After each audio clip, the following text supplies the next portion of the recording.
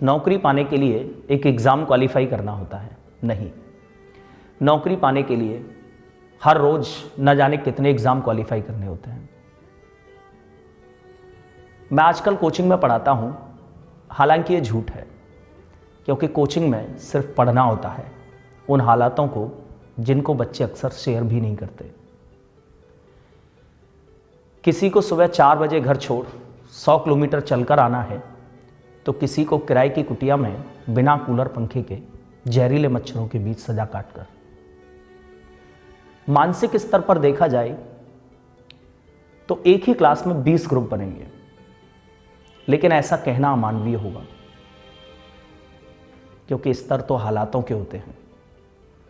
नजर भर के देखो तो लगता है इनकी मुस्कान को किसी ने छीन लिया है। चेहरे पर उदासी, लाचारी तथा थकान ही दिखाई देती है। क्यों न दिखाई दे? बच्चे और उनका परिवार अनेक अभावों में रहते हुए पढ़ने के लिए पैसे जुटाते हैं। किसी को जवान बहन की शादी के लिए लिए गए लोन के पैसों से, तो किसी को मां की दवा के पैसों से। लेकिन हमारा सिलेक्शन प्रोसेस उनका 4-4 साल तक सिलेक्शन नहीं होने देता। या कुछ पैसे वाले बाप 10-20 लाख देकर अपने बच्चों का नाम पहले ही दर्ज करा इन बेबसों का हक छीन लेते हैं।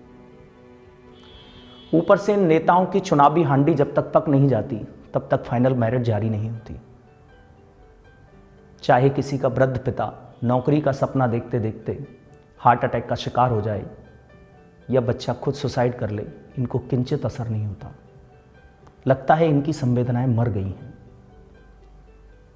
ब्रांडेड कपड़े, स्टाइलिश बैग तथा कार का गेट खोलकर उतारता हुआ ड्राइवर, ऐसे विद्यार्थी तो केवल विज्ञापनों या फिल्मों में ही देखने को मिलते हैं।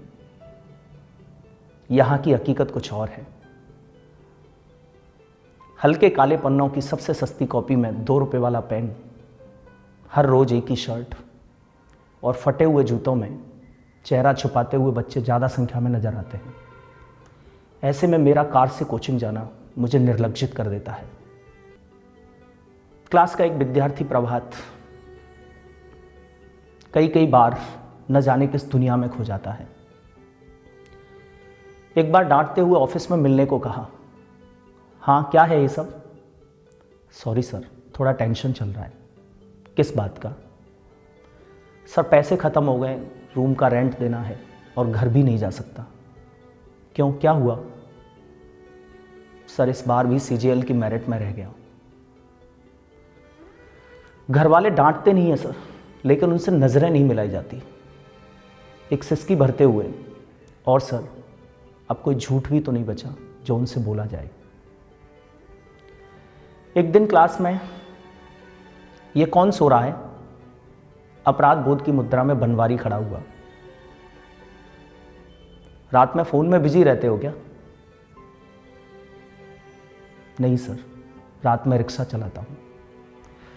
भाग्य ने अंदर से झकझोर दिया और मन ही मन कई बार सॉरी बोला। एक दिन, कविता, आपसे फीस की बात करते हैं तो आप अनसुना क्यों कर देती हो? बड़ी देर बाद, सर, पिताजी का एक्सीडेंट हो गया है। इस बार ट्यूशन से जो भी पैसे मिले वो सब दवा में चले गए। मैं अगले महीने जरूर दे दूंगी। उस दिन फीस मांगकर मैं अपनी नजरों में गुनहगार दिखने लगा। इस तरह की अनेकों कहानियां मन को बेचैन करती रहती हैं। समझ नहीं आता इन बच्चों की कैसे और कितनी हेल्प करूं। कुछ बच्चों की परेशानी तो वो बच्चे ही समझते होंगे जो फीस कम करने या माफ करने की कहते तक नहीं। कई बार सोचता हूं कि इन बच्चों की अच्छे से मदद करने के लिए बहुत सारा पैसा कमाया जाए, लेकिन कैसे और कहां से?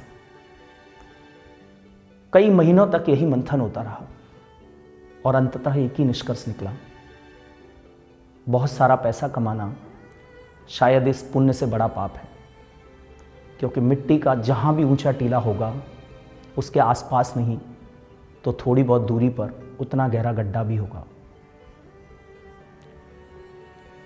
ईमानदारी से मेहनत करने और इनके लिए भगवान से प्रार्थना करने के अलावा अभी तक और कोई दूसरा उपाय नज़र नहीं आया।